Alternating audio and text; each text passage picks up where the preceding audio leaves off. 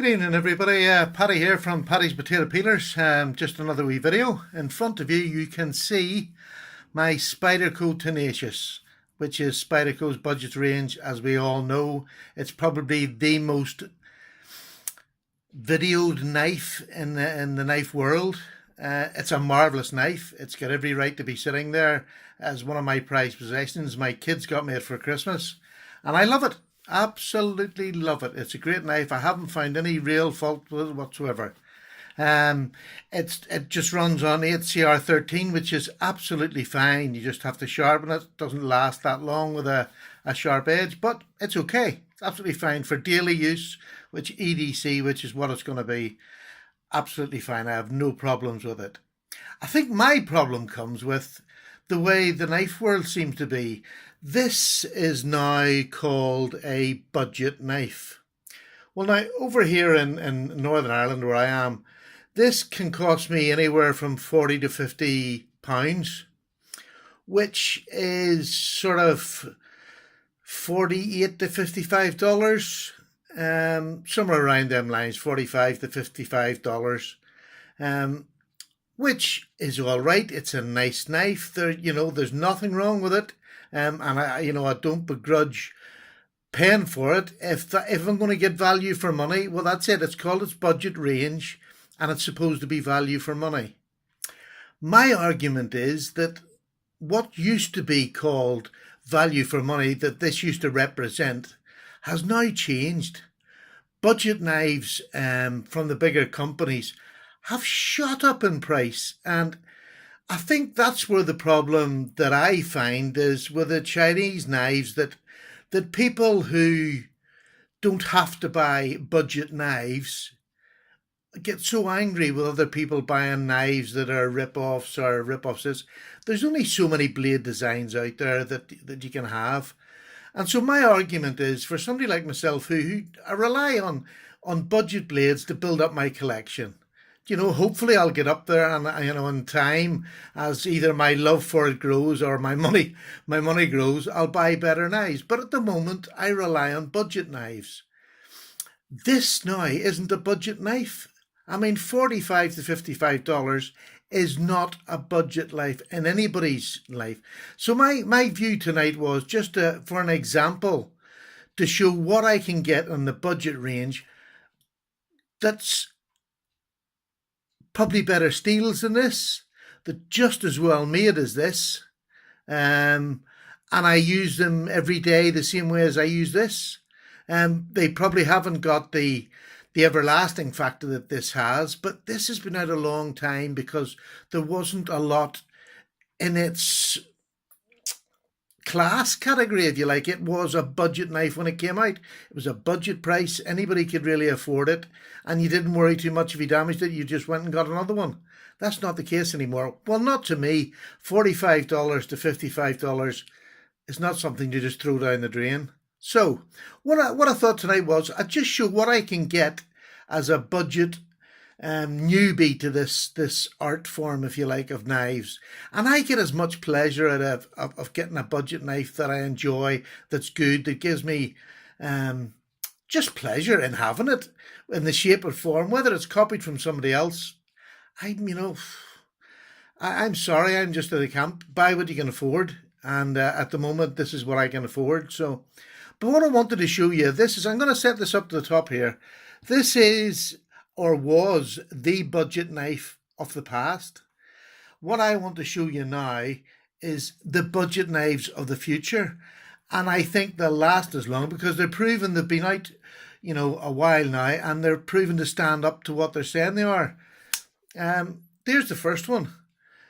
We all know it's a copy. I'm not even going to say what it's a copy of because that's not the point of it. It's a marvellous knife. It does everything that this does.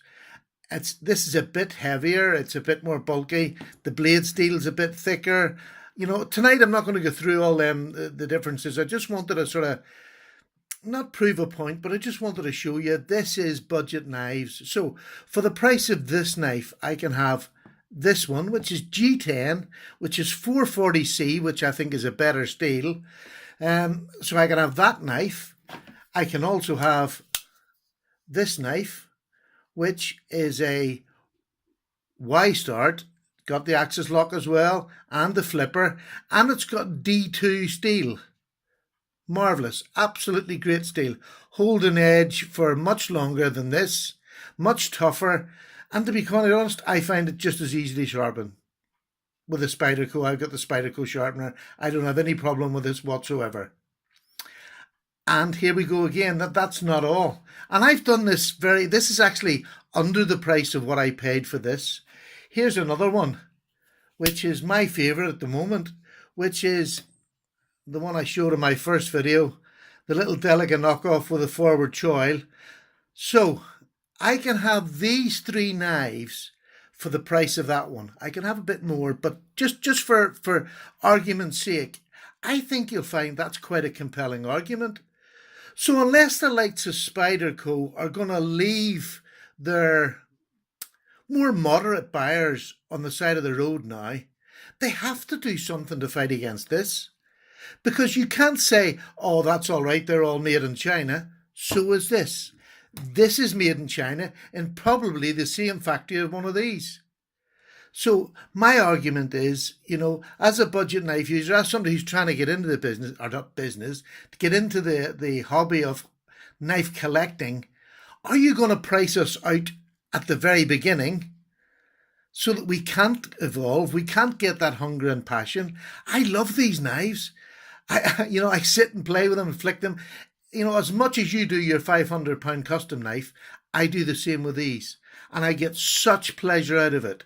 And my fear is, because I love Spyderco, I have 3 Spyderco knives that I absolutely adore.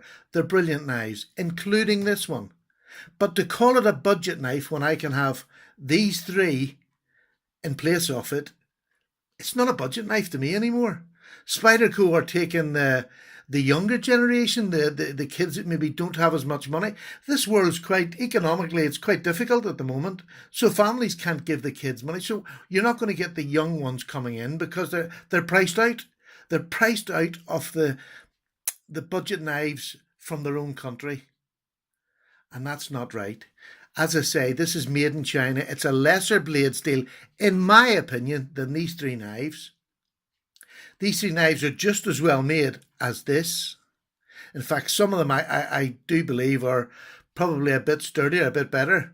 I love the axis lock on these, and this little thing is working a treat. I'm really surprised at just how sturdy and functional.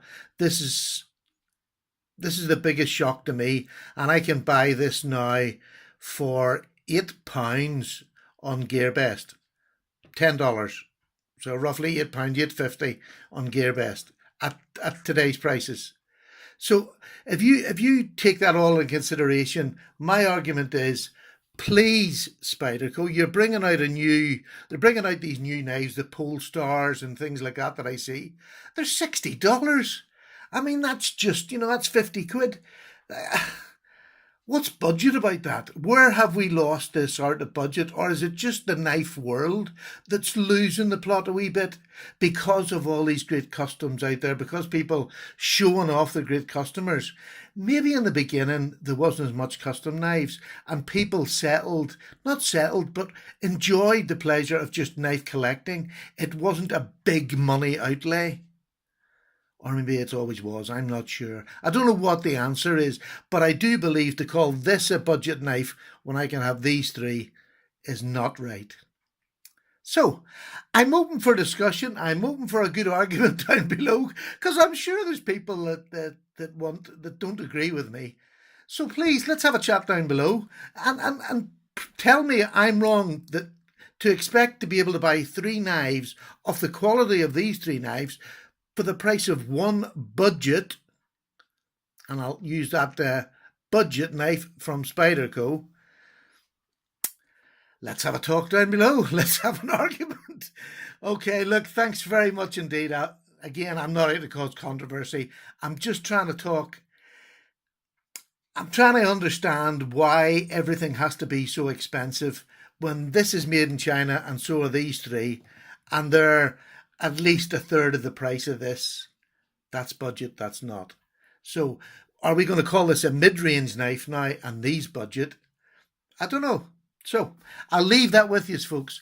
Thank you so much for listening to my rambling. I know I do go on a wee bit and a bit uppity, but sometimes you have to just make a wee stand. So this is my wee stand. Custer and his last stand. Good night, folks. Have a lovely, as Nick Shabazz would say, have a lovely rest of your night. And thank you so much for listening. Take care. Subscribe if you like. There'll be more videos. I'm going to do quite a few. So hopefully they'll not all be controversial, but sometimes I can't help myself.